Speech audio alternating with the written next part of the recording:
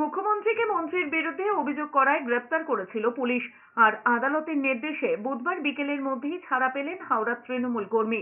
ব্যক্তি স্বাধীনতায় হস্তক্ষেপ করে পুলিশ অতি সক্রিয়তা দেখিয়েছে বলে তুলোধনা করেছেন বিচারপতি অমৃতা সিনহা।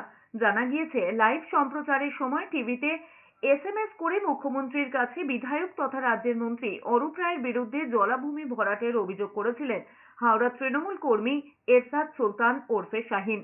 ফেসবুক পোস্টও করেছিলেন তিনি। এরপরেই শাহিনকে গ্রেপ্তার করে হাওড়ার শিবপুর থানার পুলিশ। সেই গ্রেপ্তারের বিরুদ্ধে মঙ্গলবার হাইকোর্টে মামলা করে অভিযুক্ত পরিবার। বুধবার মামলার শুনানিতে বিচারপতি অমৃতা সিনহার করা আক্রমণের মুখে পড়ে পুলিশ। তিনি বলেছেন, কোনো ব্যক্তির বিরুদ্ধে যে কেউ অভিযোগ করতেই পারেন, তার জন্য কি তাকে গ্রেপ্তার করা যায়? পুলিশ এ ব্যাপারে অতি সক্রিয়তা দেখিয়েছে। বিচারপতির ভর্ৎসনার পরেই রাজ্যের আইনজীবী জানান, নোটিশ দেওয়ার পর থানায় না আসায় 30শে জুন বাড়ি থেকে শাহিনকে গ্রেপ্তার করা হয়। এরপরেই বিচারপতি শিবপুর থানার সারাদিনের সিসিটিভি ফুটেজ সংরক্ষণের নির্দেশ দেন। এখানে পুলিশ যথেষ্ট পরিমাণ সচেতনতার সঙ্গে, সতর্কতার সঙ্গে আইন অনুসারে কাজ করছে। ওভার অ্যাকশন ছাড়া এটা সম্ভব নয়।